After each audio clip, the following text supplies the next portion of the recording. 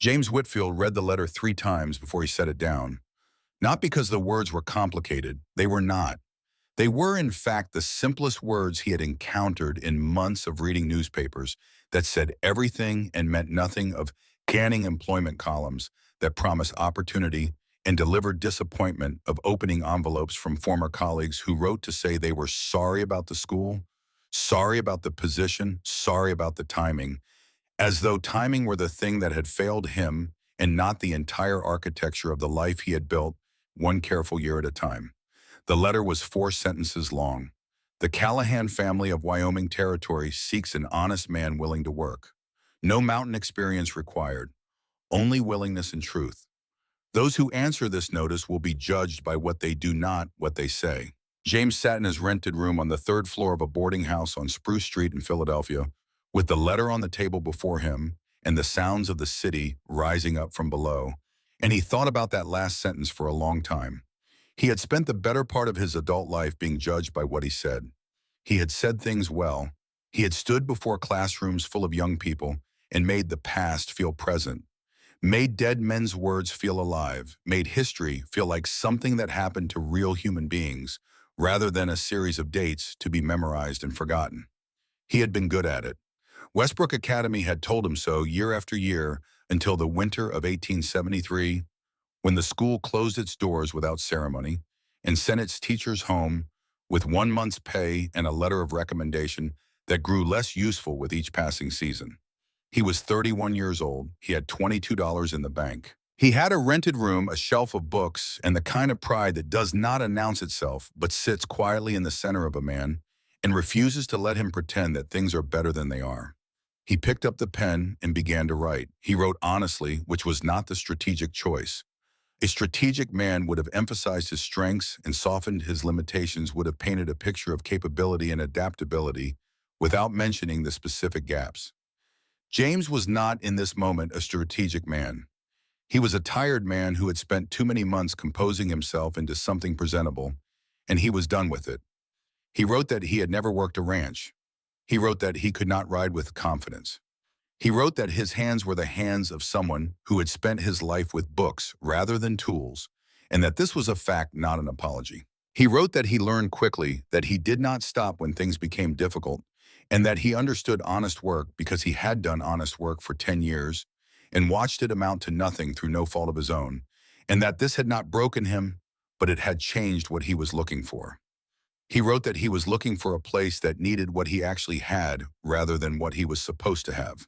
He sealed the envelope before he could reconsider it. 3 weeks later, he received a reply. May Callahan wrote as she apparently did everything directly without decoration, with the economy of someone who had learned that words cost something, and so she spent them carefully. She said he could come. She said there was work and there was room, and there was a family that needed the thing he had described, which was a man who would stay when staying was difficult. She said to arrive on the morning stage. She did not say anything else. James booked his passage the following day. The journey from Philadelphia to Hartwell, Wyoming Territory took 11 days and involved 4 different trains, 2 stagecoaches, 1 river crossing that James would not describe in the letter. He would eventually write to his mother, and more dust than he had previously understood to exist in the natural world. He arrived on a Tuesday morning in July when the Wyoming sun was already doing the particular thing it did in high summer, which was to fill the sky with a brightness that had no equivalent in the east, a brightness that did not suggest warmth so much as it suggested the absence of any protection from the indifference of open space. Hartwell was a town of perhaps 400 people, arranged along a single main street with wooden storefronts and a church at the far end, and a bank that appeared to be the most solidly constructed building in the county. There was a general store. There was a livery stable. There was a hotel with a sign that had been repainted at least twice over older signs and still showed the ghosts of previous names through the newest coat of paint. James stood beside his traveling bag and looked at all of it. He was aware in a way that would have been difficult to explain to anyone who had not experienced it of how completely he did not belong here. Not in a shameful way, just in the way of a man who has arrived in a country where he does not speak the language, where every gesture and custom and social code, it is slightly different from the one he grew up with, where the very quality of the light is different and the air has a different weight, and the distances are measured in units he has no instinct for. He straightened his vest, picked up his bag, and looked around for the people he was supposed to meet. He found 3 women instead of 1. They were standing together near the stage depot in a configuration that James would come to understand was characteristic of the May at the front already moving forward before the stage had fully stopped. Delia at her right arms crossed, watching with the particular quality of attention of someone conducting an evaluation they have not yet decided to share. And Ren slightly behind them, both still and observant, with the eyes of someone who has learned that the person who watches longest sees the most. James had expected 1 woman. He registered this discrepancy quickly and kept it to himself. May Callahan reached him first. She was 26 years old and looked like someone who had been shaped by the country she lived in rather than merely occupying it. Her hair was dark brown, pinned back with the efficiency of someone who had no patience for hair that interfered with work. Her eyes were green in the shade and something darker in the direct sun, the color of a forest seen from a distance. She looked at him the way a person looks at a map before a journey, taking in the relevant features and cataloging what might be useful and what might be a problem. She extended her hand. James Whitfield. Not a question. Yes, James said. He shook her hand. Her grip was firm, the grip of someone who had spent years working with her hands and had no intention of pretending otherwise. I am May Callahan, she said. I wrote the letter. I will explain in a moment. First, she turned slightly. This is Delia, my sister, 23, and this is Ren, my youngest sister, 19. James looked at each of them in turn. Delia's eyes were the color of amber held up to light, and they regarded him with the frank appraisal of someone who had made a preliminary judgment and was now waiting for evidence to either confirm or overturn it. Ren's eyes were gray-blue, the color of sky before rain, and they held something different from Delia's evaluation. They held what James could only describe as a kind of patient knowing, as though she had already arrived at a conclusion and was simply watching the world catch up to it. 3, James said, not accusingly, just noting the arithmetic. Yes, May said. The letter said the Callahan family. I did not specify further, and I understand that was a gap in the information provided. She looked at him steadily. I will tell you now what I should perhaps have told you in writing. I placed that notice. I made the decision to answer it. And because I made the decision, I am the one who will stand behind it. You came here to marry into this family and to work this land, and I am the Callahan you will marry because I am the one who asked you to come, and I do not transfer the consequences of my own choices to other people. James was quiet for a moment. He had expected in the various versions of this meeting that he had rehearsed during the 11 days of travel a great deal of uncertainty. He had expected awkwardness and negotiation in the particular social difficulty of a situation that had no established script. He had not expected this, a woman who had already decided what was right and was simply informing him of the decision without drama, without apology, without any of the softening that people usually apply to difficult conversations. I understand, he said, and I agree with how you have arranged it. From behind May's right shoulder, Delia said quietly enough to be heard by everyone, at least he did not pretend this was his idea. The Callahan Ranch sat 7 miles north of Hartwell on the western slope of the Wind River Range, and James first saw it through the haze of dust that the wagon raised on the dry summer road, a long wooden structure with a covered porch and a barn to the left, and fenced pastures running down toward a creek that caught the afternoon light. The mountains behind it were the kind of mountains that people from Philadelphia do not have adequate language for. They were not scenic in the way that scenic is usually meant. They were not picturesque or charming or inviting. They were enormous in a way that felt moral, rather than merely geographical, as though their scale was a comment on the appropriate size of human concerns. James watched them as the wagon rolled up the road and thought Franklin Callahan built something on the edge of something that will outlast everything. Ren was the one who spoke as they crossed onto the ranch property. Father built the house in 1861, the barn in 1864, the south fence line in 1867. He was adding to the north pasture when he got sick last winter. She said it simply as a recitation of facts, but James could hear what was underneath the facts. This land was not just property. It was a record of a man's life measured out in work and seasons. When did he pass? James asked. February, Ren said. He was 58. James nodded and did not say anything more because there was nothing to say that the mountains had not already said better. The first dinner at the Callahan table was the most informative meal James had ever eaten. The food was simple beans cooked with salt, pork cornbread, dried apple slices that Wren had put up from the fall harvest. It was the food of people who knew how to make good things from limited materials. James ate without comment, which was the correct thing to do. Delia waited until the plates were half empty before she set down her fork. "You are a teacher," she said. "I was not a teacher. The school closed." "What did you teach? History, English literature, some geography?" Delia considered this. "What use is history out here?" "Not much use," James said, "if what you mean is practical application. But history teaches you how to read a situation, how to find the pattern in a sequence of events, how to understand what people want by looking at what they do rather than what they say." Delia looked at him for a long moment. "That is a more useful answer than I expected." "I'm trying to give you accurate information," James said. "You seem like someone who prefers accurate information." Something shifted almost imperceptibly in Delia's expression. Not warmth, but a slight reduction in the active level of hostility. James recognized it as a small victory and did not acknowledge it. May, who had been listening to this exchange while appearing to focus entirely on her food, said, "Tell us about Philadelphia. What would you like to know?" "What it is like. I have never been east of Cheyenne." James thought about this for a moment, trying to find the accurate description rather than the impressive one.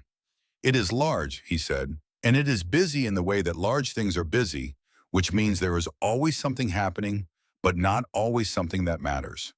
There are good libraries, there are good theaters, there are a great many people who are working very hard to appear to be more comfortable than they are." Wren, who had not spoken during the meal, said, "Are you one of those people?" James looked at her. "I was. I stopped about 6 months ago. It did not seem worth the effort once I understood that no one was watching as closely as I thought." Wren nodded as though this confirmed something she had already suspected. Outside, the Wyoming evening was doing something extraordinary, with the light turning the mountains gold and the sky above them, a color that had no name, James knew. He watched it through the window and understood for the first time in his 11 days of travel why someone would build a life in a place like this. It was not the convenience. It was not the opportunity. It was the particular quality of the sky at the end of a summer day, which suggested that the world was larger and stranger and more beautiful than a man could fully hold in his mind, and that this was not a problem, but a relief. He did everything wrong in the first week. He clung the saddle in a way that communicated to the horse with great clarity that he was afraid of it. He held the axe incorrectly, which made it inefficient rather than dangerous, but was still the wrong way to hold an axe. He drove fence posts at angles that would not hold through a hard winter wind, and he built the cook fire too high and too loose, so that it burned fast and hot and then did before the water had finished boiling. He did not apologize for any of it. He did not explain. He simply stopped, looked at what he had done wrong, and did it again. This was, as it turned out, the correct approach. Delia observed him for 3 days before she did anything. She watched from the fence line while he worked with the horses, watched from the porch while he split firewood, watched from a distance that was close enough to see and far enough to deny she was watching. On the morning of the 4th day, when James had just settled into the saddle for what had become a daily exercise in mutual frustration between himself and a gray mare named Clara, Delia came over without being asked and adjusted his grip on the reins. She did not speak. She simply moved his hands to the correct position, took a step back, and walked away. James rode Clara to the far end of the paddock and back without incident. He said nothing about it at dinner. Neither did Delia. But something had shifted the way things shift when two people who are being careful with each other have found the first small point of contact. Wren worked in a garden beside the kitchen door that she had planted according to a system James did not initially understand, but came to recognize as both botanical and medical in its organization. She grew the ordinary vegetables, the beans and squash, and the herbs for cooking, but she also grew other things, plants with narrow leaves and small white flowers, plants with thick roots that she dried and ground and stored in labeled jars on the kitchen shelf. She knew the difference between plants that healed and plants that only appeared to. She knew how to read a wound and how to clean it and when to leave it alone. She did not explain any of this unless asked. But she did not discourage questions either. James asked a great many questions. "What is that one?" he would say in the early mornings when they were both in the garden and the rest of the house was still quiet. "Yarrow," she would say. "It slows bleeding. You crush the leaves, always." And that one, mountain mint. It grows where there is groundwater close to the surface. If you find it growing wild somewhere, you can dig a well nearby and find water within 6 feet. "A compass made of plants," James said. Wren looked at him with the gray-blue eyes. "Yes," she said, "exactly that. He stored these things the way a man stores things he knows he will need, eventually carefully connected to everything else he knew, building an internal map of a world that was entirely new to him." Ezra Potts was 63 years old and had been the blacksmith of Hartwell since before Hartwell had a proper name, and he communicated primarily through the quality of his silences, which ranged from the comfortable silence of a man working to the pointed silence of a man who has decided you are not worth addressing, to the very rare and valuable silence of a man who is listening so carefully that he does not want to interfere with his own attention by filling the air with words. James encountered him on the 9th day when he brought in a horseshoe that had bent and needed to be reset. He had asked May where the blacksmith was, and she had said Ezra, and had not elaborated, which James was learning to understand as a signal that further information would have to be gathered directly. Ezra's shop was at the south end of Hartwell's Main Street, a low building with the permanently open double doors of a place that had been doing the same work for decades and no longer required the formality of being either open or closed. The heat inside was considerable. The smell of hot metal was the dominant fact of the environment. James brought the horseshoe to the man at the forge, who did not turn around immediately. He let James stand for a moment, which James understood as neither rudeness nor oversight, but simply the natural behavior of a man who was in the middle of something and would finish it before attending to something else. James waited. When Ezra turned around, he looked at James with eyes that had the quality of being both old and completely present, the eyes of someone who had been paying attention for 60 years and had not stopped. He held out his hand for the horseshoe. James gave it to him. Ezra looked at it, looked at James, looked at the horseshoe again. Then he turned back to the forge and began the process of reheating the metal, which James watched because he was the kind of person who watched processes when given the opportunity. After some time, Ezra brought the reworked shoe to the anvil. He positioned it and raised the hammer. Then he paused, looked at James, and indicated with a nod of his head that James should come closer. James came closer. Ezra moved behind him and placed James's hands on the hammer grip in the correct position. Not the position James had been using, which had been logical but wrong, but the position that actually worked, with the wrist slightly lower and the thumb positioned differently, and the whole lever arm of the forearm arranged to do the work efficiently rather than wastefully. Then Ezra stepped back and nodded. James brought the hammer down. The metal rang differently than it had under his previous attempts. He could feel the difference in the way the vibration traveled up, the handle cleaner, more directed. He finished what Ezra had indicated he should do. When he turned around, Ezra was back at his own work. James said, "Thank you." Ezra nodded without turning around. James walked back to the ranch with the repaired horseshoe and told Wren what had happened during their early morning garden conversation 3 days later. Wren set down the watering can. "Ezra does not teach anyone," she said. "He never has, not once in the years I have been coming to town." "I did not do anything particular," James said. "I stood there and waited and paid attention." Wren was quiet for a moment. "You stayed," she said. "Yes." "That is not nothing," she said. "That is the beginning of something." She picked up the watering can again. "You will need more than that, but it is the right beginning." The papers were in the second drawer of the oak desk in the room at the end of the first-floor hallway. James found them on the 14th day, not because anyone sent him there, but because he had a habit established over many years of working with documents and texts, of wanting to understand the complete record of anything he was involved with. He had asked May if he could look through the ranch's papers, the land registration, the correspondence, the contracts and bills and records that any working property accumulates over 15 years of operation. He had said he wanted to understand what they had and what they owed and what their legal standing was. May had looked at him with the expression she used when she was determining whether his request was reasonable or intrusive. She had concluded reasonable. "The desk in the back room," she said. "Father's papers are in the second drawer. I have not gone through them completely." She said the last sentence without inflection, which James understood to mean that going through her father's papers had been an available action and a necessary one, and she had not been able to make herself do it. He spent 2 hours in that room. The papers told the story of a man who had built something real. The original land registration from 1861, handwritten on government paper in the clear hand of a man who took the formality seriously. The subsequent filings, the extensions, the annual reports to the county office. Contracts with neighboring ranches for shared use of water in dry years.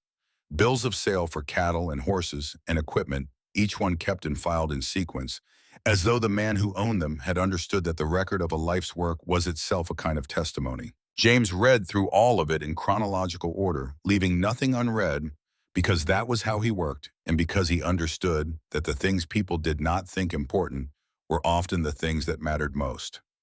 He found the note in the middle of a file of livestock receipts. It was small, half a page of rough paper folded once.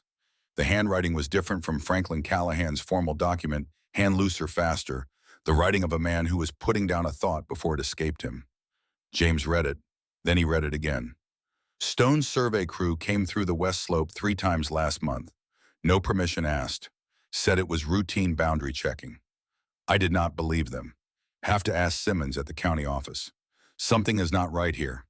He sat very still for a long moment. Then he folded the note and held it between his fingers and thought about what it meant. He thought about Edgar Stone, whose name he had heard several times since arriving in Hartwell.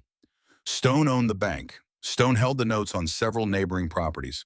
Stone was the kind of man who was described as powerful in the way that people describe powerful men when they want to convey that his power has a particular quality of inevitability to it, as though he were a feature of the landscape rather than a person. He thought about the west slope of the Callahan land, which he had walked twice, and which was beautiful in the way of high country with good water, and which he had not thought to think about as anything other than land, because it had not occurred to him that there was anything there worth thinking about other than the land itself. He thought about a survey crew that had come 3 times without permission and called it routine. He thought about a man who had written a note and not had time to act on it before winter took him. He took the note and walked down the hallway to the kitchen, where May was sitting at the table going over the accounts.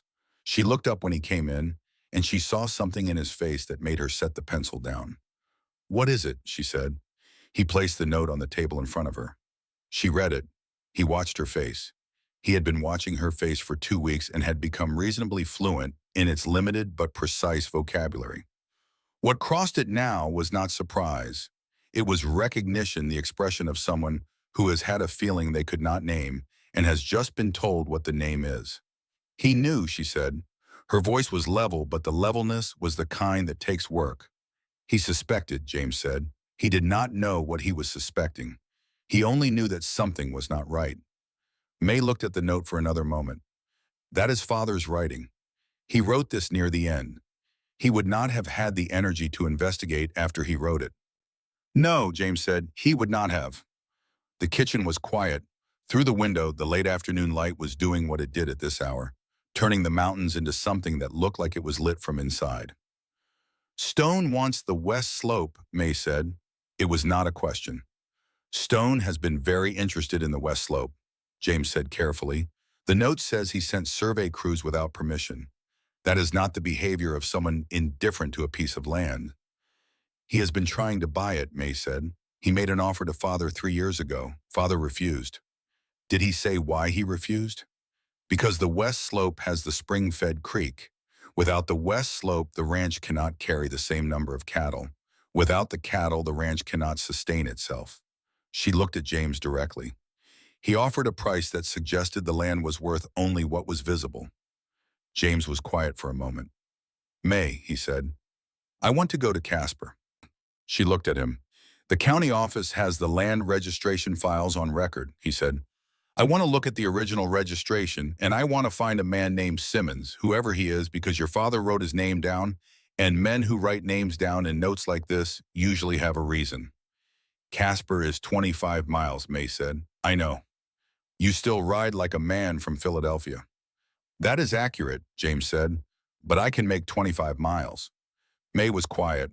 She looked at the note her father had written in the last months of his life, The note she had not found because she had not been able to bring herself to go through his papers.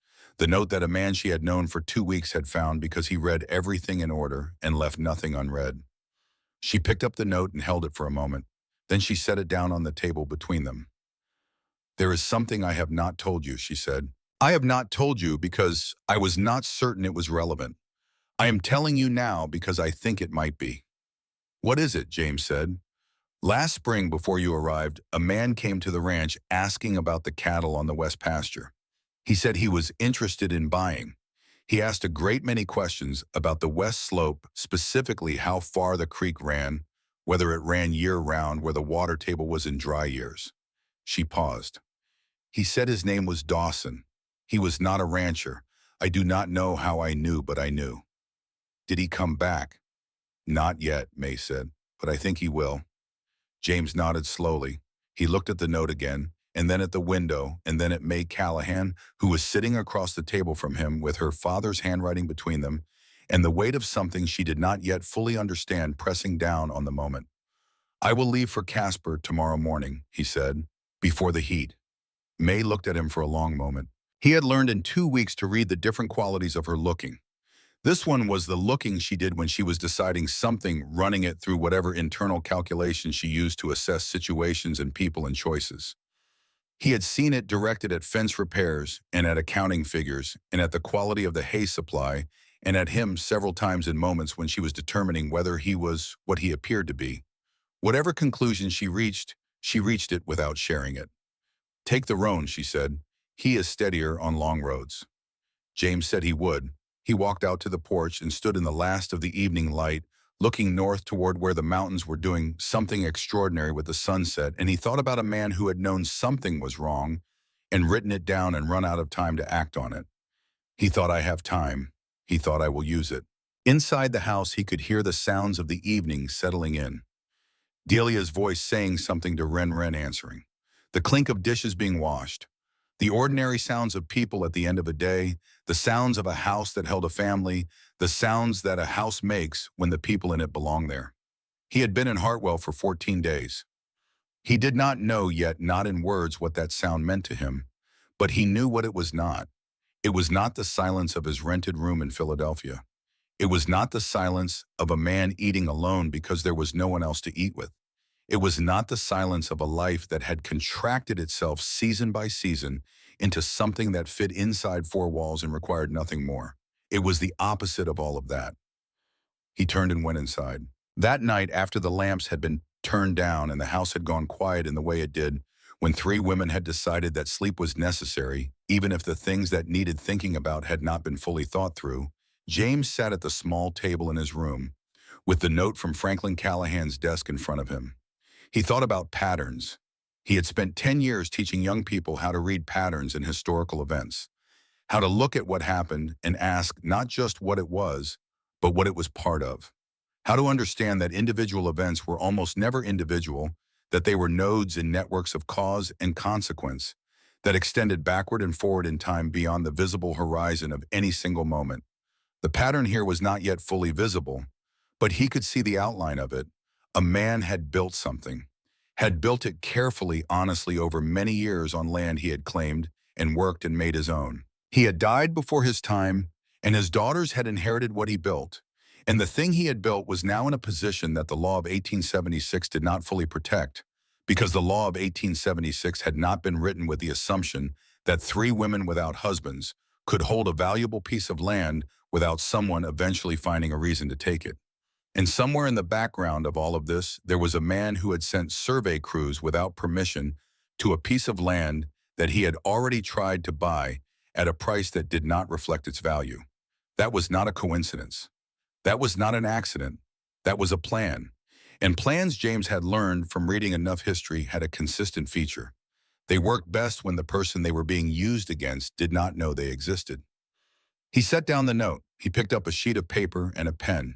He began to write 2 letters. The first was to Gerald Fitch, a name he had been given in Philadelphia by a former colleague who had briefly worked in Wyoming and had described Fitch as the only lawyer in the territory worth trusting with something important.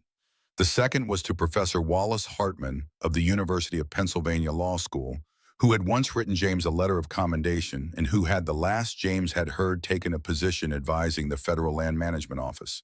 He wrote carefully and completely. He described what he knew and what he suspected.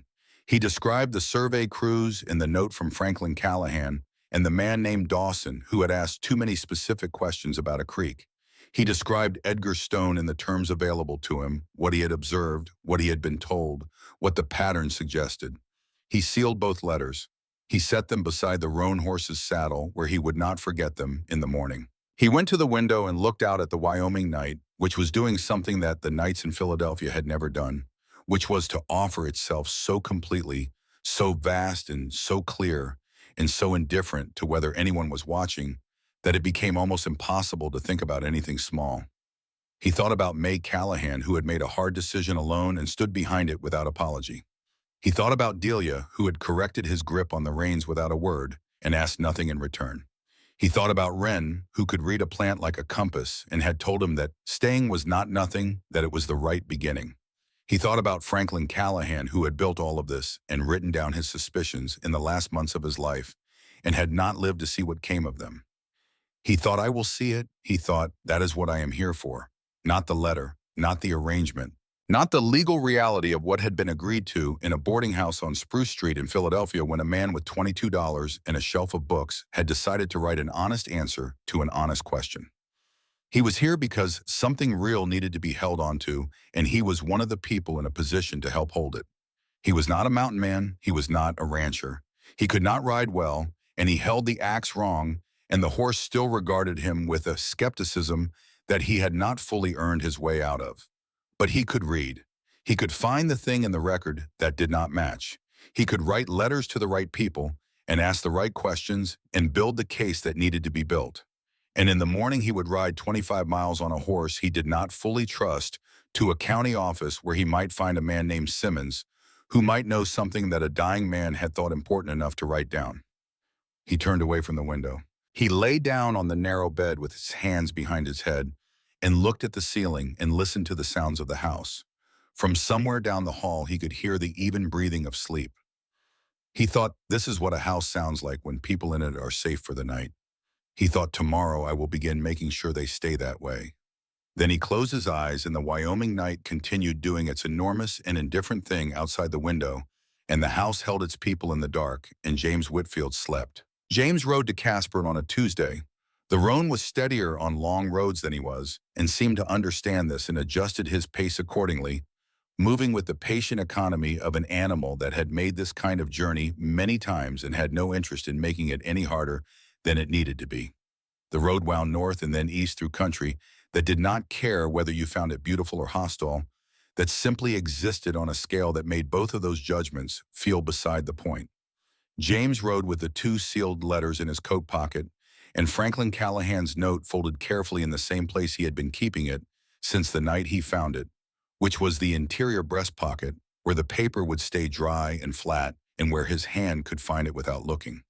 He thought about patterns the entire way. He arrived in Casper before noon, found a place to water the horse, and went directly to the county office, which was a low building on the east side of town that smelled of paper and old wood, and the particular mustiness of documents that had been stored in conditions that were adequate but not ideal. The man at the desk was not Simmons.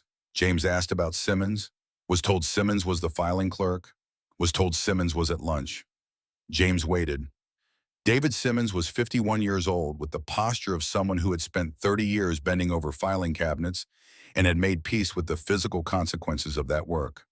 He came through the door eating a sandwich and stopped when he saw James sitting in the chair across from the clerk's desk. "You are not from here," Simmons said. "I am staying at the Callahan Ranch north of Hartwell," James said. "I have some questions about the land registration on their property and about a note Franklin Callahan wrote before he died." Simmons looked at him for a long moment. Then he sat down at his desk and finished the sandwich, slowly looking at nothing in particular, and James waited because he had learned in 2 weeks of Wyoming that the people here moved at a pace that had nothing to do with the urgency you brought into the room and everything to do with the pace they had decided was appropriate. "I knew Franklin Callahan," Simmons said finally. "I know," James said. "He wrote your name down." Something shifted in the older man's face. Not surprise, the opposite of surprise, the expression of someone who has been waiting for a conversation they knew was coming and had not been sure would arrive in time. Simmons stood up and went to the filing cabinet in the far corner. He unlocked it with a key he kept on a chain inside his vest, not on the standard ring that hung from his belt. James noted this without remarking on it. Simmons brought two files to the desk. "The land registration is in order," he said, opening the first file. "It has always been in order. Franklin Callahan registered correctly in 1861 and maintained the registration without interruption. There is no legitimate grounds for a boundary dispute based on the original documentation." "In the second file," James said. Simmons was quiet for a moment.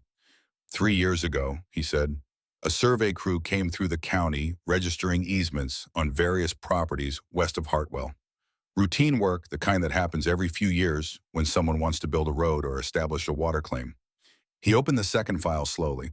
"I processed most of the paperwork, but there was one set of survey results that did not match the stated purpose. They were filed as boundary verification for a ranch adjacent to the Callahan property, but the coordinates did not match the adjacent property. They matched the Callahan West Slope." James did not move. "I noted the discrepancy," Simmons said. "I wrote it in my personal log. I did not know what to do with it because the man who paid for the survey was Edgar Stone, and at that time 3 years ago, I did not have enough information to understand what the discrepancy meant." He reached into the file and produced a handwritten log entry dated November 1875. "8 months ago," Simmons said, "the same crew came back, different stated purpose. This time they were doing what is described as routine geological assessment for a proposed irrigation project." He pushed the log entry across the desk. "The coordinates of their work, which I was able to observe through the window of this office, were again the Callahan West Slope, specifically the upper section near the spring source." "Geological assessment," James said. "Yes. For irrigation. That is what the filing said." James looked at the log entry. The handwriting was careful and precise, the writing of a man who understood that what he wrote down might someday need to be read by someone other than himself. "Simmons," James said, "do you know what they found?" Simmons was quiet for a long time. "I'm a filing clerk," he said. "I do not normally see the results of private surveys. But 4 months ago, I was in Stone's bank to make a deposit, and I passed his office. The door was open a few inches. I did not stop. I was not trying to read anything. But I am someone who processes documents for a living, and when a page on a desk is facing a certain direction, I read it before I know I am reading it." He paused. "I saw the word Argentite. I saw the name Callahan. I saw a number that was considerably larger than any number that usually appears on a document describing a working cattle ranch in Wyoming territory." James sat very still. Argentite was silver ore. He thought of the west slope of the Callahan land with its spring-fed creek and its high grass and its view of the mountains. He thought of the price Stone had offered Franklin Callahan 3 years ago, the price that had assumed the land was worth only what the eye could see. He thought of a man who had sent his surveyors back 3 times because once was not enough to be certain, and who had become certain, and who had then offered to buy the land for the price of its surface while knowing what was underneath it. He thought of a note written in a dying man's hand. "Something is not right here. Mr. Simmons," James said, "I need you to write down everything you just told me in the form of a sworn statement. I need to know if you are willing to do that." Simmons looked at the locked filing cabinet. Then he looked at James. "I have been carrying this for 4 months, he said. "I did not know who to bring it to. I did not know if there was anyone to bring it to." "There is now," James said. Simmons wrote for 40 minutes. James read the result twice, then folded it carefully and placed it in the same pocket as Franklin Callahan's note. He found Gerald Fitch's office above a hardware store 3 blocks from the county building, and he spent another 2 hours there going over everything he had. Fitch was a compact man in his mid-50s, with the manner of someone who had won some cases by being smarter than the other side, and some cases by being more patient, and who had learned to value patience more as he got older. Fitch read Simmons' statement. Read the land registration files. Read the note from Franklin Callahan. Set everything down on the desk in a neat stack. "Stone offered to buy the land," Fitch said, "at below market price, in a letter to the landowner. That letter would be in the estate papers." "I have not found a letter," James said.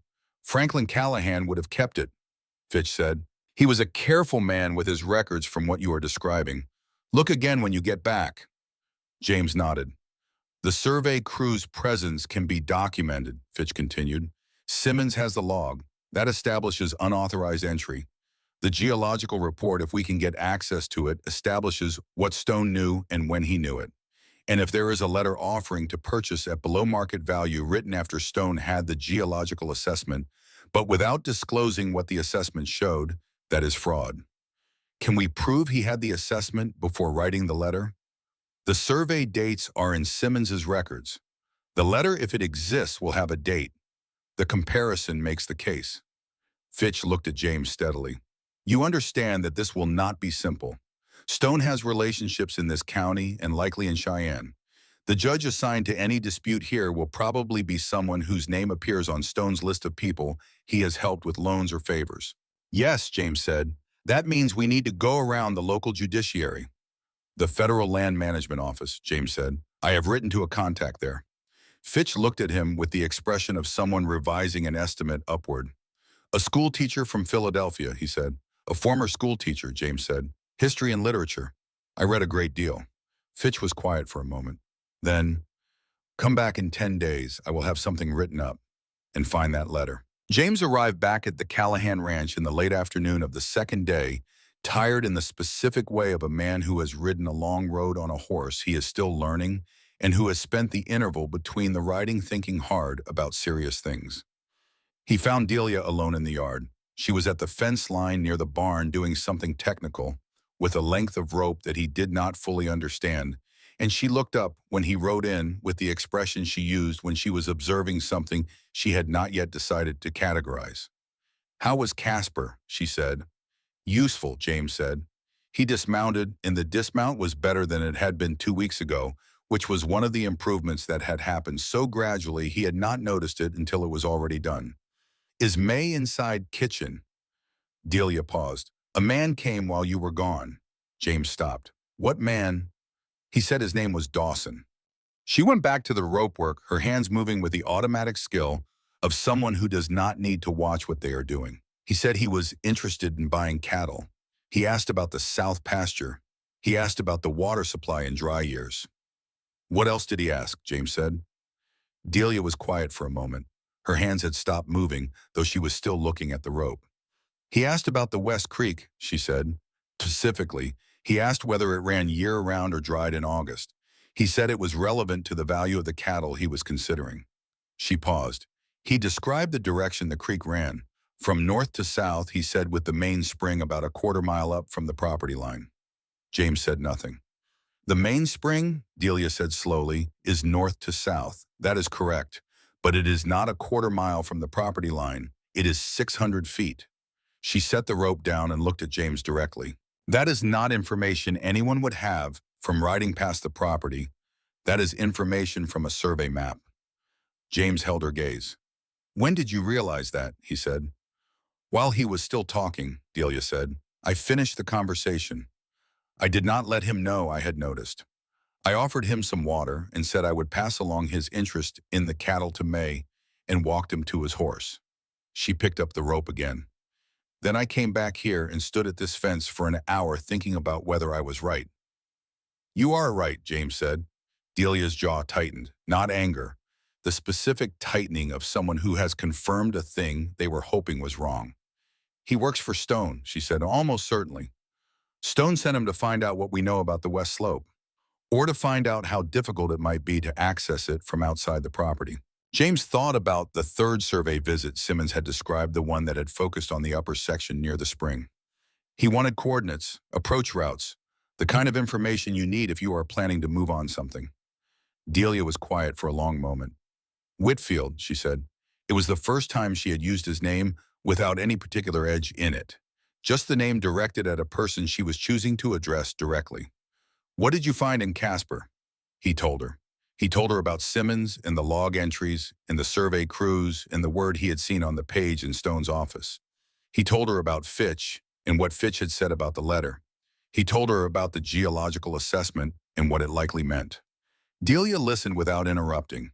This was James had come to understand how she processed serious information in complete silence with her whole attention saving any response for after the full picture was available. When he finished, she looked at the west slope of the property, visible over the fence line, and across the lower pasture the long rise of ground with the dark line of cottonwoods that marked where the creek ran. Silver, she said, potentially. We do not have the report, but the word argentite in a geological assessment of that slope combined with everything else suggests Stone knows what is there. And he offered Father a price that did not include it. 3 years ago, before Father died. If there is a letter with that offer and if the date is after the geological assessment, that is proof, Delia said. That is a very strong case, James said carefully. Proof is what the court decides. Delia looked at him. You think like a lawyer. I read a great many court records as primary historical sources. History is mostly argued cases. He picked up the roan's reins. We need to find the letter. Fitch said your father would have kept it. The desk, Delia said. The second drawer. I went through the second drawer. The false bottom of the second drawer, Delia said. She said it without particular expression, as though this were simply information she was providing. Father kept certain things there. He showed me once. He said a man who works hard enough to build something should have a place to keep the things he does not want lost. James looked at her. He kept a letter there, she said, from Stone. I saw it when I was 16. He said it was not important then. He said he would explain it when it was relevant. She paused. He ran out of time to explain it. James thought about Franklin Callahan sitting at that desk in the last months of his life, writing down his suspicions on a piece of rough paper, folding it, and leaving it among the livestock receipts, because he ran out of time to do anything more. Keeping a letter in a hidden compartment because he understood that some things needed to be protected, but had not managed to tell anyone why before winter took him. He knew, James said. He knew enough to be suspicious and to keep the evidence and to write down the name of the man who might have recorded what he had seen. He just did not know what it meant yet. He was sick, Delia said. He was sick and he had 3 daughters and a ranch to worry about, and he was a man who did not ask for help because he did not know how to do that after a lifetime of not needing to. The way she said it was not accusation. It was the simple statement of a family fact, the kind of thing that is understood without being spoken until the moment when it needs to be spoken, and then is spoken plainly because there is no other way to say it accurately. We will find the letter, James said. They found it that evening in the false bottom of the second drawer of the oak desk in the back room, underneath a folded piece of oilcloth that had been pressed flat for long enough to have taken the shape of the space it was keeping warm. The letter was dated October 1875. It was from Edgar Stone. It offered to purchase the west slope of the Callahan property described as having limited agricultural value beyond its current use, at a price that James now understood was approximately 1/5 of what the land was worth if the geological assessment's implications were correct. October 1875. The geological assessment, according to Simmons's log, had been completed in the summer of 1875. Stone had known what was there. He had written the offer 4 months later. He had described the land as having limited value. Franklin Callahan had refused, tucked the letter away, and died 4 months after that. May held the letter in both hands and read it twice. The kitchen was very quiet. He knew, she said, not like her sister had said it as information, as something that needed to be said out loud to be real. He knew, James confirmed. He offered Father a price that was deliberately wrong. He knew exactly how wrong it was. Yes. May set the letter on the table with the careful deliberateness of someone placing something explosive in a safe location. I want you to take this to Fitch, she said. I will, James said, along with everything else. When is the hearing? Fitch is working on the timing. Stone has filed a boundary dispute, not a purchase claim. He is trying to establish that your father registered more land than the Homestead Act allows, which would invalidate the registration of the West Slope specifically. It is not a strong case legally, but in a county court with a sympathetic judge, it does not need to be a strong case. Stone has the judge, May said. Fitch is working on that too. May looked at him across the table, across the letter, and the lamp between them, and the way she looked at him when she was running her calculation. James, she said. He waited. You have been here 20 days. 19, he said. 19 days, she corrected herself. And you have found more about what is happening to this land than I found in 6 months. You were managing the land, James said, keeping it running. That is what kept it here to be found in.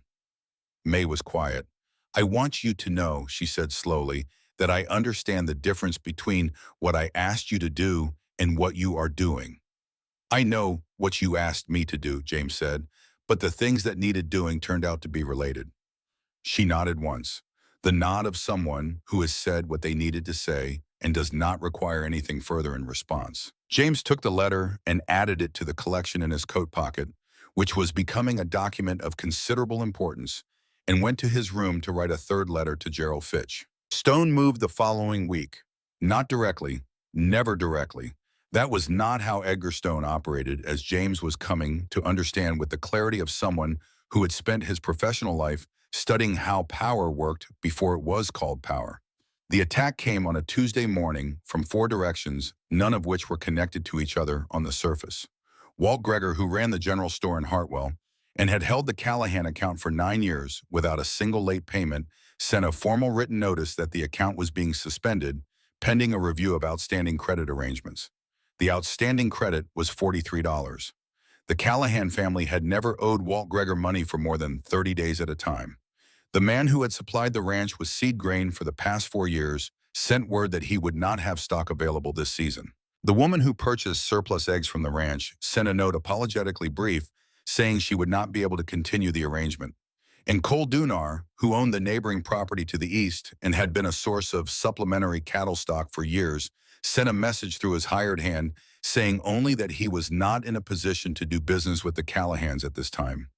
May sat at the kitchen table that evening with the 4 messages in front of her and said nothing for a long time. Delia stood at the window with her arms crossed. Wren was at the stove doing something with a pot of water that did not require her full attention and had the quality of a task chosen specifically because it allowed her to be present without being required to fill the silence. James sat across from May and looked at the 4 messages. At the same time, he said, all 4 within 3 hours of each other. Yes, May said. Duh. He is trying to put pressure on us before the hearing, James said. He wants us to arrive at the court exhausted and short of supplies and feeling the weight of the community against us.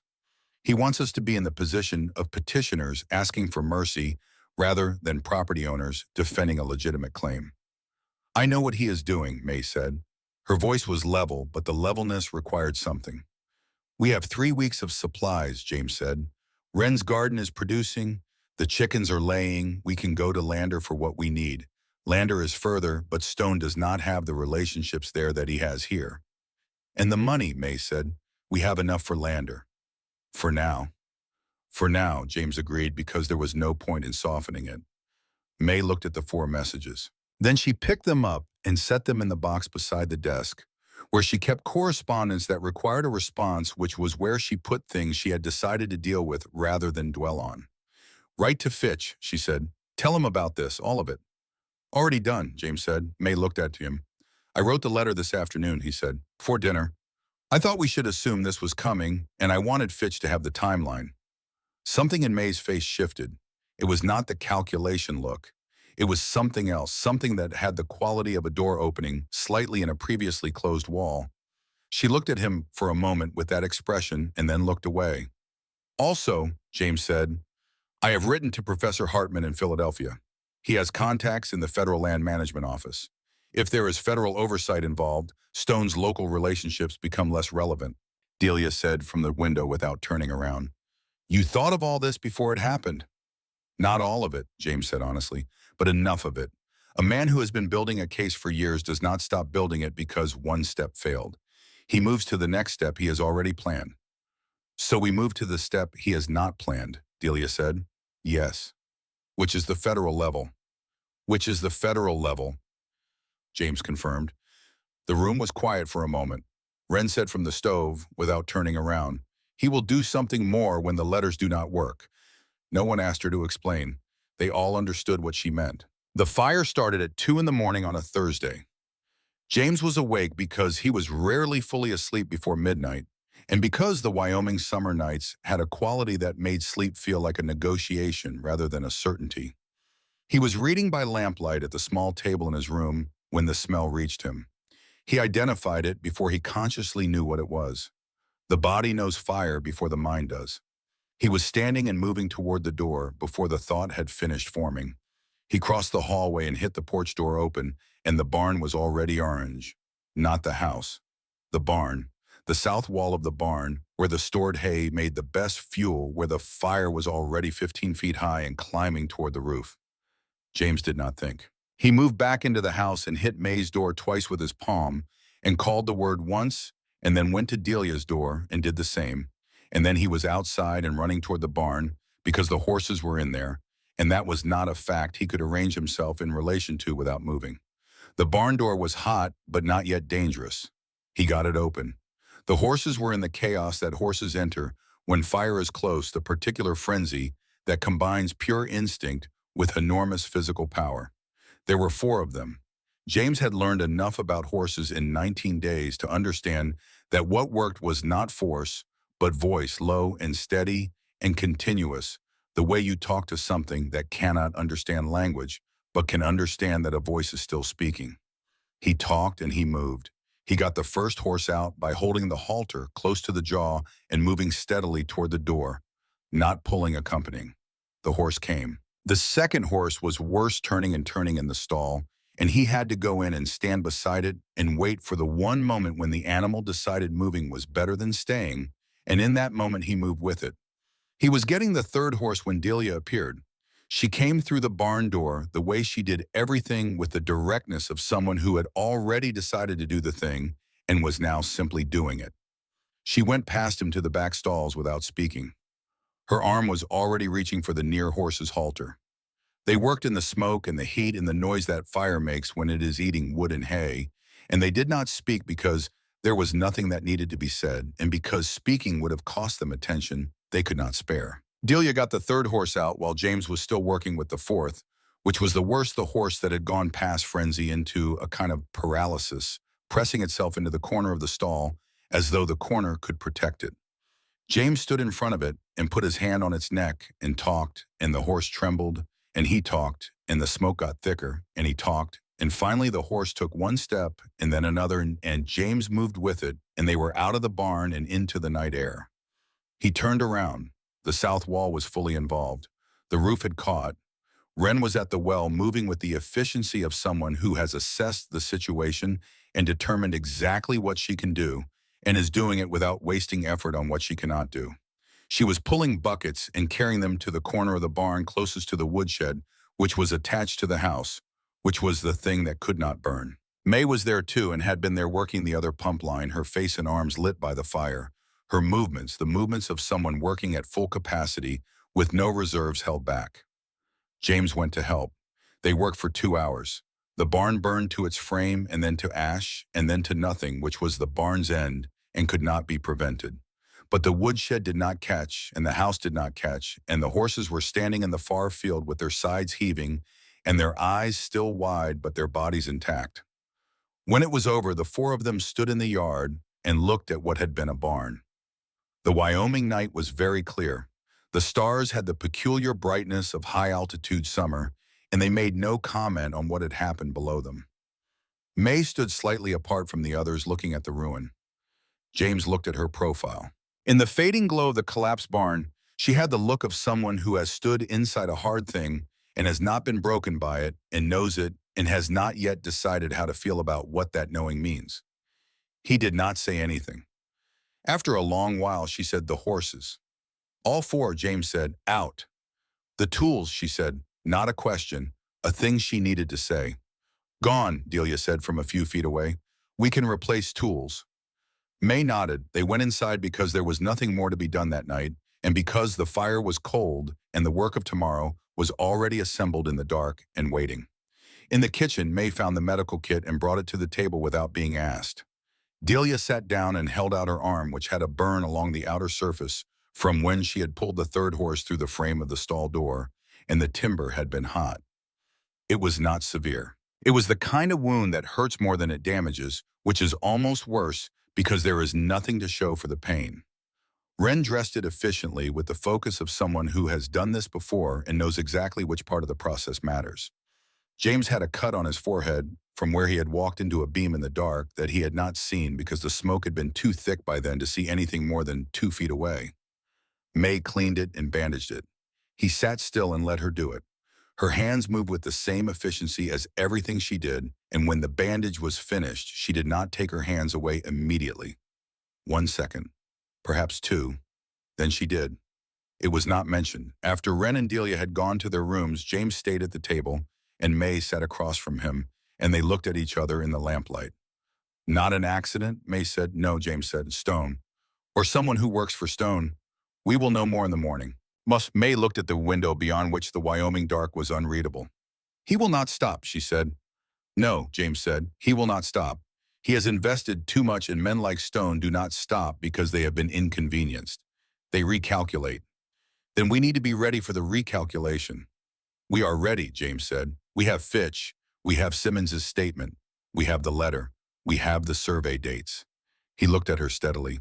We have the truth, and the truth is documented. That does not guarantee anything, but it is more than he has. May was quiet. The hearing, she said. When? Fitch said 2 weeks, James said. He was working on getting the right judge. If his petition to replace Judge Mercer is accepted, we have a fair hearing. If it is not accepted, we will use what we have to put the federal contact in play, which will delay everything and cost Stone more time than he wants to spend. And if we lose, we will not lose, James said. But if we do, he looked at her. If the hearing goes badly, Fitch files immediately at the territory level, and the federal contact is already in motion. This does not end at one hearing, May. Stone knows that too. He is trying to win before we can get to the levels where his local influence does not reach. May absorbed this. He burned the barn, she said, because he is feeling time pressure. Yes. That means we are closer than he wants. Yes, James said. We are exactly where we need to be. May looked at him across the table. It was late past 3 in the morning, and the house was quiet in the way of a house whose inhabitants have been through something and have come back to rest in the same space they started from. The lamp was low. The smell of smoke was in everything. You went to Casper because of a note in my father's handwritings, May said. Yes. You stayed at the desk in that room until you found everything there was to find. That is how I work, James said. I know, she said. I have been watching you. She paused. You do not let things go, not when they matter. No, he said, I do not. May looked at the lamp for a moment. Neither do I, she said, and that James understood was the most important thing she had told him since he arrived.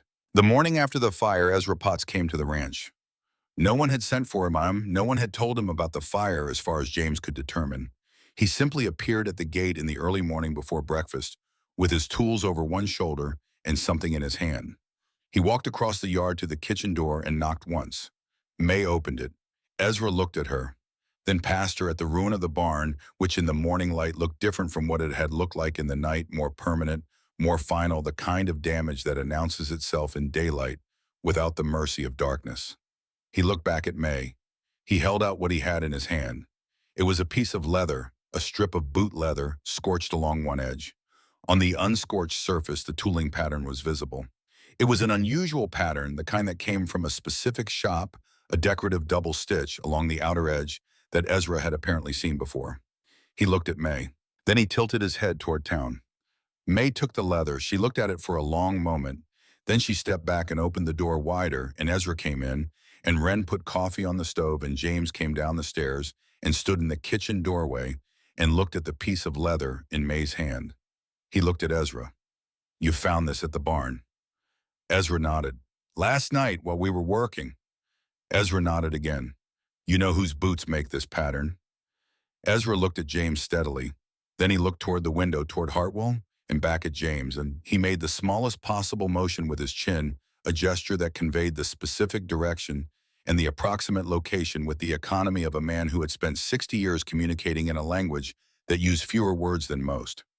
James understood him. There was one man in Hartwell who ordered his boots from the specialty leather shop in Casper, the one that used the double stitch pattern, because that man wanted boots that looked like the boots of a man from somewhere more important than Wyoming boots, that were just different enough from cowboy boots to communicate a social distinction without announcing it. He looked at May. May looked at the leather. She set it carefully on the table the way she had set the letter from stone, down the night they found it in the false bottom of the drawer, with the deliberateness of someone who understands that what they are handling may need to be handled by others later and should not be damaged. Fitch, she said. This goes to Fitch. Along with everything else, James said. Ezra drank his coffee standing up because that was how he drank coffee when he was at someone else's table and had come to do something specific rather than to visit. Then he set down the cup and went outside and spent the next 4 hours going through what remained of the barn, sorting what could be salvaged from what could not, working with the methodical patience of a man who had been doing structural work for 40 years and understood that the honest assessment of damage was the first requirement of repair. James worked beside him. He did not talk because Ezra did not talk, but he watched what Ezra did and did what Ezra indicated needed doing. And in those 4 hours, he learned more about how a building was constructed and what made it strong and what made it fail than he had learned from anything he had read on the subject, which was nothing, because he had not known he would ever need to know it. At noon, Ezra straightened up and looked at what they had done. He looked at James. He gave the smallest possible nod. The kind that means the work was satisfactory, the kind that costs something from a man who does not give it freely. James understood what it meant because Wren had told him about Ezra's silences and what they contained. He nodded back. Ezra picked up his tools and walked back to Hartwell without looking at the mountains or the sky or anything except the road he was walking. He had come because something needed doing, and he had done it. That was the whole of the transaction, and it required no further ceremony.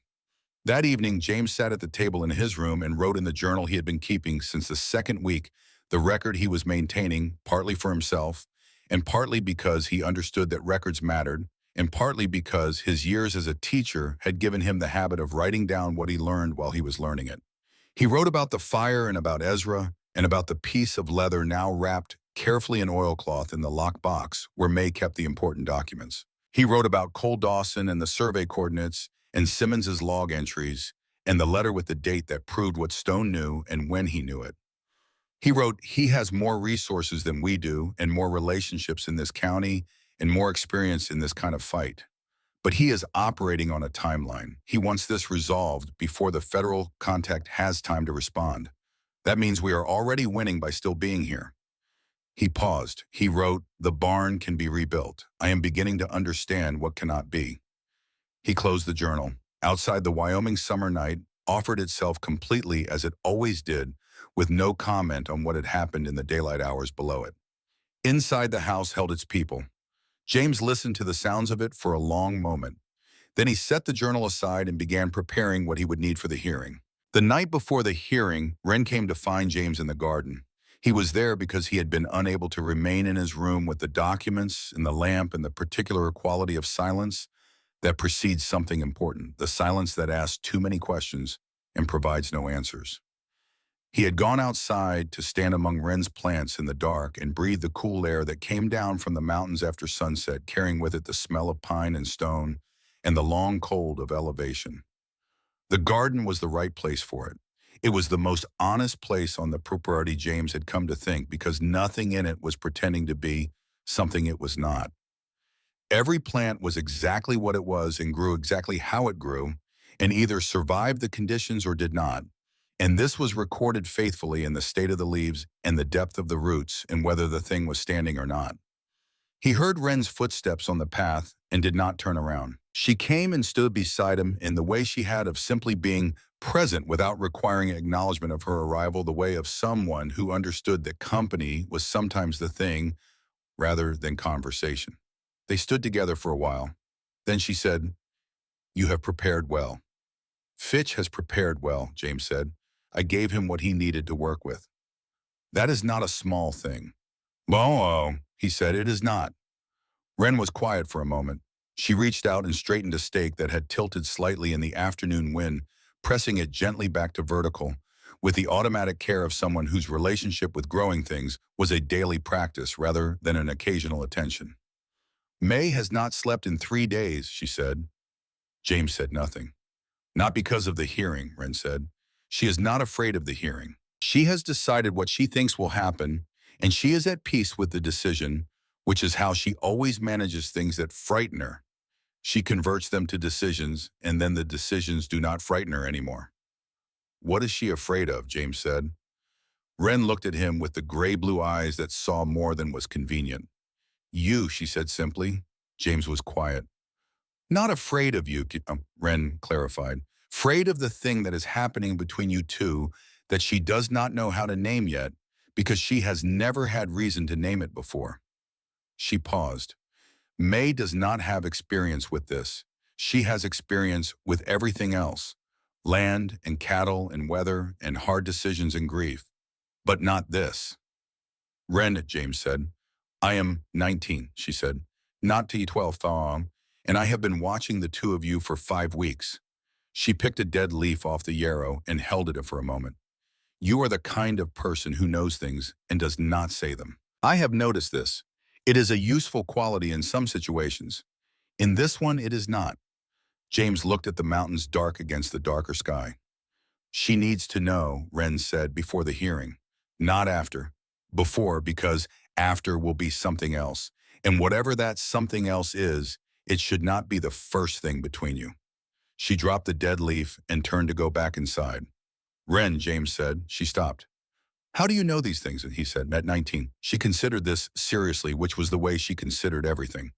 Father used to say that the youngest child in a family sees more than the older ones, she said, because by the time the youngest arrives, the older ones have already made all the social arrangements. They have decided who is careful and who is bold and who leads and who follows. The youngest arrives into a world that has already been organized and has nothing to do but watch how the organization actually works. She paused. I have been watching this family work for 19 years, and I have been watching you work for 5 weeks. That is enough to see what is there. She went inside. James stood in the garden for a long time afterward. Then he went inside too and walked down the hallway to the room where the lamp was still burning and knocked once. May was at her father's desk. She was not working.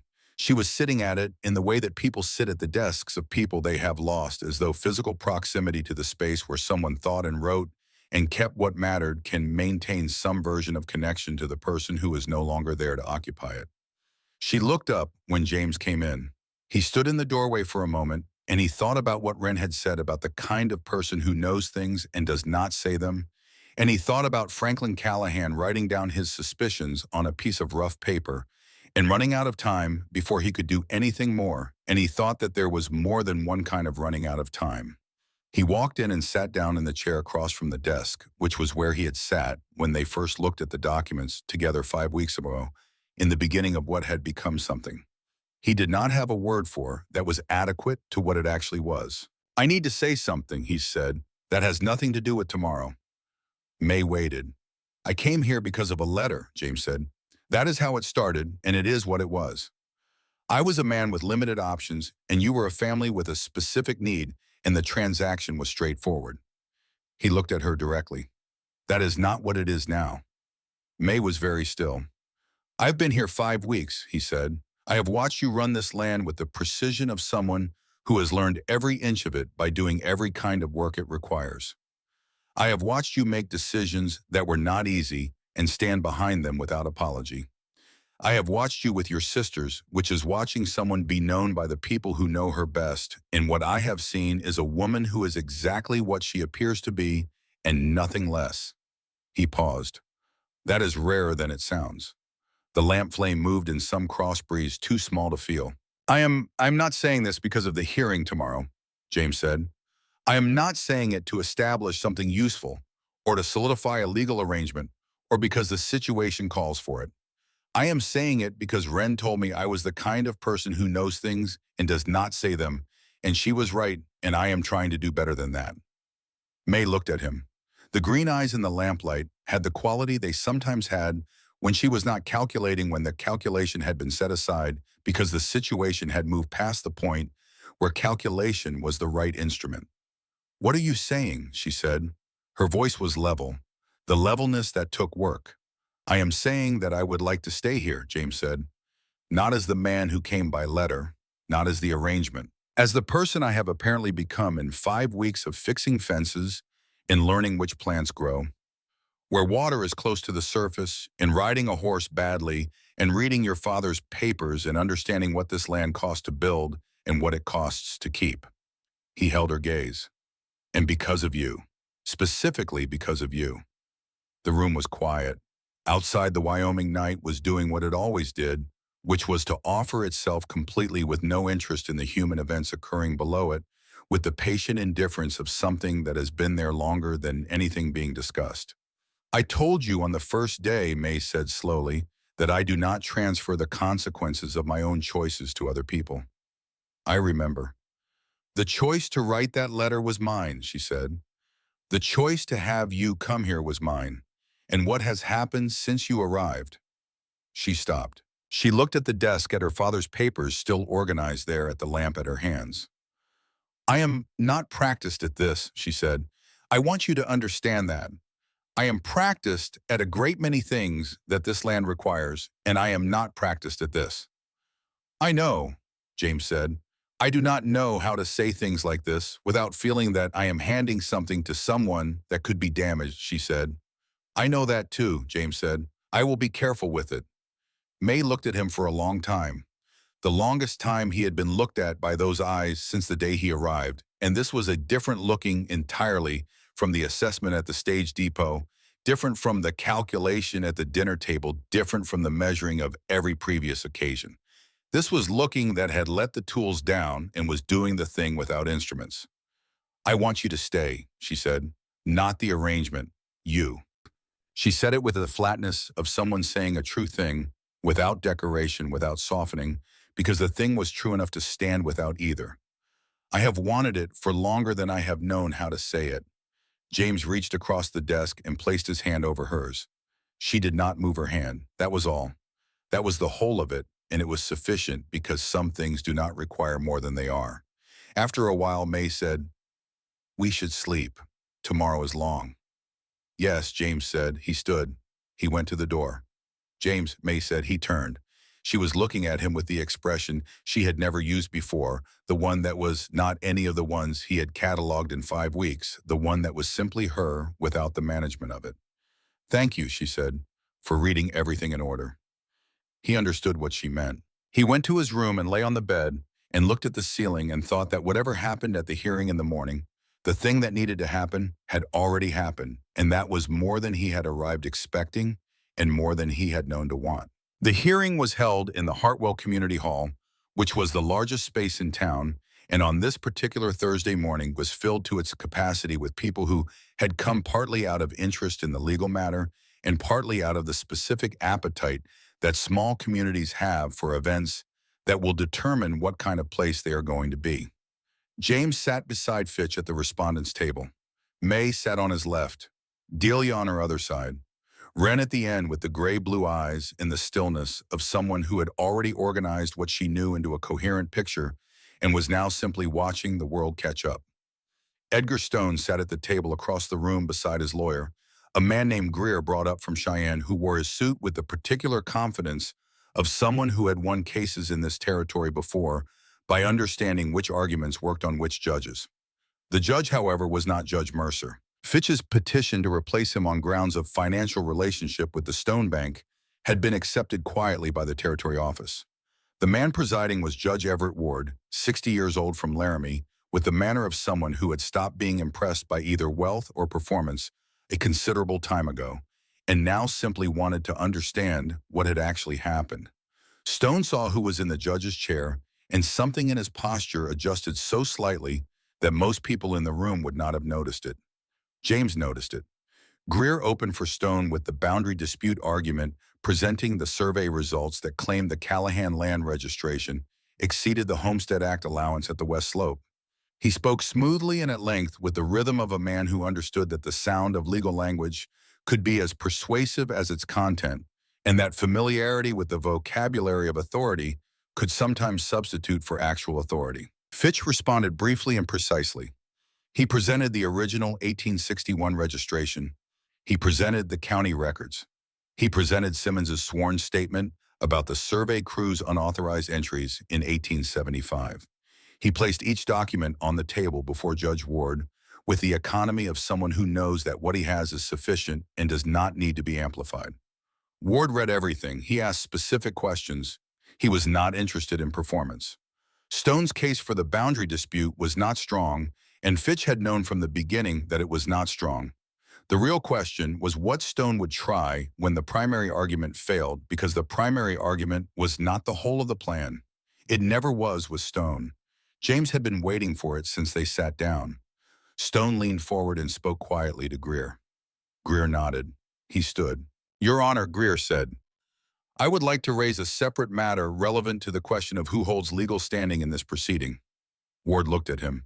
"The respondents have been represented in part through Mr. James Whitfield, who has been acting in the capacity of a family member with legal interest in the Callahan property. I wish to challenge the legal basis of that standing." The room shifted slightly. "The marriage between Mr. Whitfield and May Callahan," Greer continued, "was conducted under what I would characterize as irregular circumstances. A mail-order arrangement with no customary period of acquaintance, no family witness from the husband's side, and a registration process that I would suggest does not meet the full requirements of Wyoming Territory statute for the conferral of property rights upon a spouse." Ward looked at the Callahan table. James stood. He had prepared for this. He had known from this moment Fitch described how Stone operated that the marriage would be the secondary target. The boundary dispute was the visible attack. This was the one that had been planned for the moment the boundary dispute ran into resistance. He placed the marriage certificate on the table before Ward. The marriage was performed by Pastor Ruth Alcott of Hartwell, registered according to Section 12 of the Wyoming Territory Marriage Statute of 1869, with two legal witnesses whose signatures appear on the document. I am happy to have the witnesses called. Ward looked at the certificate. The witnesses, James continued, are Ezra Potts, blacksmith of Hartwell for 30 years, and Ren Callahan, a resident of Wyoming Territory of legal age. Both are present and available. Greer shifted slightly. The question of witness qualification aside the nature of the arrangement itself, the statute does not address the nature of the arrangement, James said. It addresses the legal completion of the process. The process was completed correctly. Ward looked at Greer. Is there a specific statutory provision you are citing? Greer cited one. Fitch rose and responded with the relevant case history which he had prepared precisely because he had anticipated this moment and had spent 3 days finding the precedents. Ward listened to both. Mr. Whitfield's standing is not in question, Ward said. He said it without particular emphasis as a ruling, rather than an opinion, with the quality of someone closing a door on a room that did not need to be entered. Continue. James sat down. He placed one more document on the table. He had been holding it back. He had discussed this with Fitch, and Fitch had agreed that the timing mattered, that the moment when Stone had overextended was the moment to place the thing that would make the full picture visible to everyone in the room who was still deciding what to think. Your Honor, James said, I would like to submit one additional document to the record. Ward indicated he should proceed. James stood and crossed to the judge's table and placed the letter before him. This is a letter from Edgar Stone to Franklin Callahan dated October 1875. In it, Mr. Stone offers to purchase the west slope of the Callahan property at a price reflecting what he describes as its limited agricultural value. The letter specifically states that the land's value does not justify a higher offer. The room was very quiet. October 1875, James said. Mr. Simmons's sworn statement, which has already been entered into the record documents, that Stone's geological survey crew completed an assessment of the Callahan West Slope in the summer of 1875, 3 to 4 months before this letter was written. He paused. The geological assessment found argentite on the west slope, silver ore, not a large deposit but a significant one. He let this land. Mr. Stone wrote to Franklin Callahan in October 1875 describing the land as having limited value. He did so 4 months after his own surveyors had told him what was actually there. The silence in the room was the silence of people processing something that changes the shape of everything they thought they understood. Franklin Callahan was ill when he received this letter, James said. He declined the offer. He wrote a note to himself that he suspected something was wrong and intended to investigate. He died 4 months later without being able to do so. He looked at Ward directly. This is not a boundary dispute. This is a fraud case. Mr. Stone concealed material information about the value of a man's property while attempting to purchase it at a fraction of its actual worth from a man who was dying and could not investigate the discrepancy. Stone was on his feet. That is a slanderous accusation with no— The letter is dated, James said. The survey records are dated. The date comparison is the evidence. He did not raise his voice. He simply continued the way a man who has the facts continues without needing volume. Both documents are matters of public record. Anyone in this room can verify the timeline. Ward held up one hand. Stone stopped. Ward read the letter. He read it again. He looked at Simmons's statement. He made a note. Mr. Stone, he said, this letter is in your handwriting. Stone sat down. He was very still. James had been watching him and had noticed in the last 60 seconds that the quality of his stillness had changed. It was no longer the stillness of a patient man waiting for his plan to work. It was the stillness of a man who has understood that something has gone wrong in a way that cannot be corrected in this room today. Your Honor, Greer said with slightly less smoothness than before, any connection between the survey work and the letter is speculative. The dates are not speculative, Fitch said. He said it quietly without drama. The dates are what they are. Ward looked at Stone. The boundary dispute claim is dismissed, he said. The Callahan land registration stands as filed. He set down his pen. The question of whether a separate fraud proceeding is warranted based on the documents presented today will be referred to the Territory Attorney General's office. He paused. That is not a matter for this hearing, but it is a matter. He closed the folder in front of him. The hearing was over. The room did not erupt. It did not need to. What happened was quieter and more final than an eruption. The slow rearrangement of the understanding of 100 people who had been told a story for months and had just been shown that the story had another layer, and that the layer underneath was the one that explained everything. Stone walked out without looking at the Callahan table. He walked the way a man walks when he understands that the people around him are seeing him differently than they were an hour ago, and that there is nothing to be done about it, and that the only available response is to keep moving and not look at what has changed. Greer gathered his papers with the professional composure of a lawyer who has been on the losing side before and knows that the losing does not require comment. Fitch sat back in his chair and allowed himself one moment of quiet satisfaction before beginning to organize the documents. May was still. James looked at her. She was looking at the table in front of her, at her own hands at some middle distance that was not the room. Then she looked up and found his eyes. She held them for a moment. Then she exhaled slowly in the particular way that people exhale when they have been holding something for longer than they realized and have been given permission to put it down. Delia said nothing. But beside May, her hand had found her sister's arm at some point during the proceedings, and it was still there. Wren looked at James. She gave the smallest possible nod. The kind that means what it was always going to mean from the beginning. Pastor Ruth Alcott found James on the steps outside the hall afterward. She was a compact woman with the manner of someone who had stood at the front of enough rooms to be comfortable with silence and with speaking, and who knew which one was called for. You prepared for the marriage challenge, she said. I thought he might try it, James said. You were right. She paused. He came to me in July. He asked me to provide a statement about community standards and the irregular nature of the household arrangement. She looked at him steadily. I told him I had performed the ceremony and found no irregularity, and that I would not provide a statement I did not believe. James nodded. He asked 2 others after me, she said. One said yes, one said no. The one who said yes is having a difficult few days. She looked toward the hall where people were still filing out into the late morning light. People are not always brave, but most people, when shown clearly what they have been part of, would rather not have been part of it. She left him to consider that. The apologies came in the days that followed, and they came the way real apologies come, which is not all at once, and not dramatically, and not in the form of speeches, but in the individual private moments of people who have looked at themselves and found something they do not want to be. Helen Cross came on the second day after the hearing. She brought preserves and stood at the kitchen door and said without preamble, My husband signed the letter that Stone circulated about the irregular household. I did not stop him. I should have. She looked at May. I am sorry for the specific thing I did not do. May opened the door and said, "Come in." That was how it worked. Not absolution, not the erasing of the thing that happened.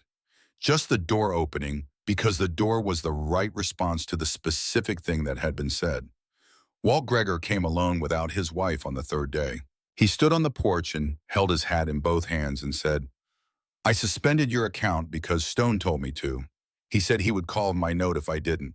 I chose the store over doing right." He did not look for a response. He was not there to receive one. "Your account is open.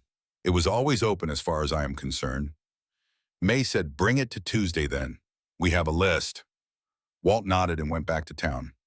Cole Dunar came with lumber on the fifth day. He drove his wagon up the road and stopped at the gate and called out that he had heard the barn needed rebuilding and he had the wood. He did not get down from the wagon until May walked out to the gate, and then he got down and said, "Stone told me he would foreclose on my property if I did business with you." I believed him. "I stopped doing business with you." He paused. "I should have come to you instead. We could have figured something out together." May looked at him. "The east wall," she said.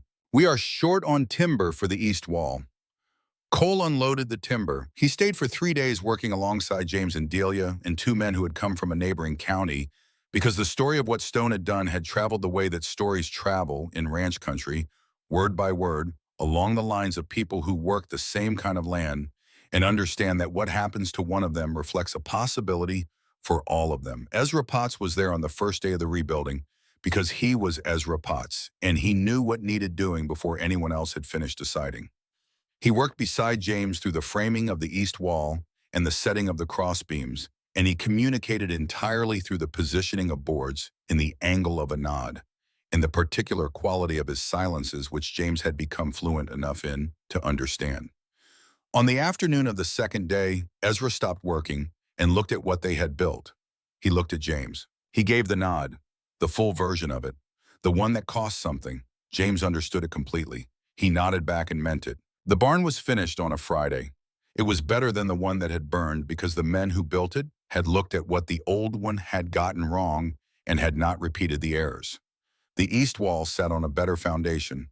The roof pitch was steeper, which would handle the winter snow load more efficiently.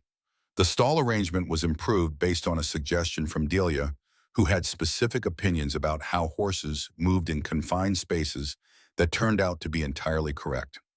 Wren declared the hay storage area superior, which was the most important thing, because the hay was what kept the animals alive through the months when nothing grew. The evening the barn was finished, May cooked for everyone who had helped build it. It was the fullest the Callahan table had ever been since James arrived. Cole Dunar, in his hired hand, the two men from the neighboring county, whose names James had learned during 3 days of working beside them, and Ezra, who had decided to stay for dinner in the way that Ezra decided things without announcement, by simply still being there when the food was set out. Delia argued with Cole about the correct angle for fence post bracing, which was the kind of argument that people have when they are comfortable with each other, when the arguing is the point and not the subject. Wren moved between the stove and the table with the economy of someone entirely at home in the space which she always had been, which was part of what made the space what it was. James sat at the corner of the table with his coffee cup and looked at what was in the room. He thought about the rented room on Spruce Street in Philadelphia, the silence of it, the quality of eating alone, not because there was no food, but because there was no one else at the table. He thought about the 11 days of travel and the dust and the distances without reference points, and the way he had stood at the stage depot in Hartwell with his bag at his feet and understood, for the first time in his adult life, what it felt like to be completely without bearings. He thought about 19 days, 5 weeks, 2 months now. The incremental accumulation of days that had added up to something he had not known to plan for when he sealed an envelope in a boarding house and put it in the mail. May looked up from the other end of the table and found his eyes. She did not say anything. Neither did he. Some things do not need to be said because the saying of them would make them smaller than they are. He looked at the room around him, the people and the lamp and the sound of ordinary life being lived at full capacity in a house that had been fought for and was still standing. And he thought of Franklin Callahan building all of this one season at a time for 15 years, not knowing what would come of it, just knowing that it was right to build it. He thought you built something that is still here. He thought we will keep it here. Outside the Wyoming autumn was beginning the process of arriving, which happened on the high slopes, first the aspens going gold on the upper ridges, while the valley was still summer warm, the first suggestion of what the mountains were capable of when the season turned serious. The light had the quality that autumn light has in open country, slanted and golden, and already anticipating its own departure, making everything it touched look as though it had been placed there deliberately, as though the landscape had been arranged by someone who understood that beauty was most itself when it acknowledged that it would not last forever. James saw it through the window and thought that this was the thing about the West that he had not found adequate language for on the day he arrived. It was not scenic. It was honest. It showed you everything exactly as it was, the scale and the cold and the distances and the beauty, without softening any of it for the comfort of the observer. You could find it beautiful or you could find it hostile, but you could not find it dishonest. And for a man who had spent his professional life working with texts and always valued the ones that told him the truth at full volume, there was something in that honesty that felt more like home than anything a comfortable room on a numbered street had ever felt. He thought, this is what I came to. Not the letter, not the arrangement, not the documents in Fitch's office or the hearing or the boundary dispute. This table, this room, these people, this. 3 weeks after the hearing, Gerald Fitch sent a letter. The Territory Attorney General's office had reviewed the documents and opened a formal inquiry into Edgar Stone's conduct in the matter of the Callahan land. Stone had retained a lawyer from Denver. The inquiry would likely take many months and might or might not result in formal charges, depending on what further evidence emerged and what the territory's appetite was for prosecuting one of its prominent citizens. But Stone's note on Cole Dunar's property had been quietly restructured in terms that Cole could manage because the bank's new lawyer had advised against the appearance of ongoing economic coercion in the current climate. And Stone himself had become quieter in Hartwell, less visible, less central to the transactions and conversations that had previously required his involvement. He did not leave. He contracted. He became smaller in the space he occupied, which was the only punishment available in the short term and was in the way of such things appropriate. To live in the town you have controlled and to see it looking at you differently, to go into the places you have always occupied with confidence and feel the quality of the room change when you enter it, not with hostility, just with knowledge, just with the awareness of what the people there now know about you that they did not know before. That is not a comfortable thing. For a man whose power had always depended on being regarded as inevitable, it was a particular and fitting diminishment. James read Fitch's letter at the kitchen table and folded it and put it with the other papers and did not think very long about Edgar Stone. He had other things to think about. The letter he had been waiting for from Professor Hartman arrived in the same week. Hartman had forwarded the documentation to his contact at the Federal Land Management Office and had received a preliminary response indicating that the Callahan land registration was unambiguously valid under federal guidelines, and that any territory-level proceeding attempting to challenge it would face significant federal oversight. The contact had also noted in a handwritten postscript that Hartman had passed along that unauthorized geological surveys on private land for the purpose of concealed acquisition were increasingly the subject of federal attention in the territory, and that the Callahan documentation was being kept on file. James handed this letter to May without comment. She read it. She set it down. Done, she said. Nearly, James said. The inquiry will continue. But yes, done in the way that matters.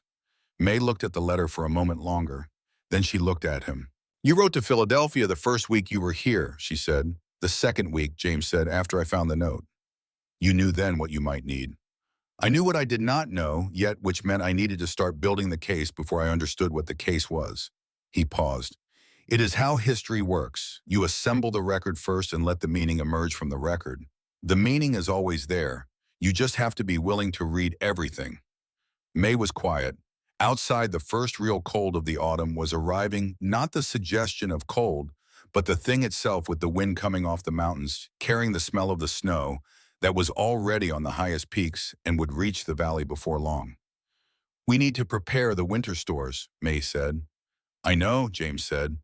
The north fence needs reinforcing before the first heavy snow. I will start on it tomorrow. And the horses need the winter barn arrangement. Delia showed me how she does it last year, James said. I will follow that. May nodded. She began to make a list. He watched her write and thought that this too was what he had come to the ordinary continuing of a life. The list of winter preparations, the unromantic and essential work of making sure that everything that needed to survive the cold would survive it. The fence and the horses and the stores, and the work that did not stop because something important had happened, because the land did not stop requiring attention, because the people on it had resolved their difficulties. The land was indifferent to victories. It only knew whether it was being tended. He thought of Franklin Callahan, who had tended it for 15 years and who had left it to 3 daughters and who had not known that what he was leaving them would be fought over, and who had not known that a man from Philadelphia would read his papers in order and find the note he had written and spend 5 weeks learning to understand what it meant. He thought, you built something real. He thought, we are still building it. November came in hard and cold the way Wyoming winter comes without announcement, arriving one night while everyone was asleep and still being there in the morning, transformed. The first snow covered the ground by the 3rd week of the month, not the deep, impassable snow of deep winter, but the first layer of it, the one that says the rest is coming and the preparation must be complete. The barn stood in it newer than the snow that was settling on its roof, with the better foundation and the improved stall arrangement and the steeper pitch that would handle the load. The north fence held. The winter stores were in. On an evening in late November, with the first real storm of the season building on the western ridges and the temperature dropping steadily toward the kind of cold that required respect, the 4 of them sat at the kitchen table. Ezra Potts was there too, because Ezra had developed the habit of being there twice a week for dinner, in the way that he developed all his habits without ceremony, by simply continuing to be there until it became the arrangement. Delia was explaining something to Ezra about a new method she had worked out for the winter rope storage that prevented it from stiffening in the cold, and Ezra was listening with the concentrated attention he brought to all things that related to the practical management of materials. Wren was making notes in the small book she kept of plant observations, recording what had survived the first frost and what had not, and what that told her about the following spring. May was at the end of the table with the accounts, writing the winter figures in the clear hand she used for things that would need to be read again. James sat with his coffee. He looked around the table. He had been in Wyoming territory for 5 months and 2 weeks. He could ride reasonably well, which the roan had confirmed by no longer regarding him with active skepticism. He could hold an axe correctly and had reinforced 300 feet of fence to the standard required to survive a Wyoming winter. He had learned which plants grew where the water was close to the surface and how to read the direction of the wind to anticipate the weather, and when to let a horse come to a decision in its own time rather than trying to force one. He had learned the difference between a house that is inhabited and a house that is alive. This one was alive. Wren looked up from her notebook and met his eyes across the table. She gave a small, satisfied nod, the kind she gave when something she had known for a while had finally been confirmed by events. James nodded back. Outside, the storm that had been building on the western ridges had reached the valley, and the snow was falling steadily against the windows, and the Wind River Mountains were gone behind the weather, invisible still there. May looked up from the accounts and looked at him the way she sometimes did now, with the expression that was not any of the ones he had cataloged in his first weeks, the one that was simply her looking at him the way you look at a place you have decided to be. He held her gaze. The lamp was between them, and beyond the lamp was everyone they both were responsible for and had chosen. And beyond the window was the land that had been built by one man and defended by 4 people, and would continue to be tended by whoever came next season after season, as long as the tending was honest. He thought of the letter he had written to his mother a week after the hearing, I have found where I belong. Not the way I planned it, the better way. He had not explained further because he had not needed to. His mother was a woman who understood that the most important things do not always have adequate explanations, and that asking for one could diminish the thing being described. The storm pressed against the windows. The house held. The lamp burned low, and Wren trimmed it without being asked, because she knew the house and its rhythms, the way she knew the plants in her garden, by attention and by love, and these were the same thing when practiced for long enough. Delia said something that made Ezra produce the expression that was as close as he came to a smile, which was a flattening of one corner of his mouth, accompanied by a slight brightening of the eyes, and Delia saw it and considered it a victory, which it was. May set down her pen and looked at the accounts, and then looked at the room, and then looked at James, and in her looking was the whole of what had been said and not said and done and built and held and fought for and kept, and it did not require translation. He looked back. Outside, the Wyoming winter was doing what the Wyoming winter did, which was to remind everything living within it of what it meant to need shelter and warmth and the company of people who had chosen to stay. Inside, the lamp burned. The house was full.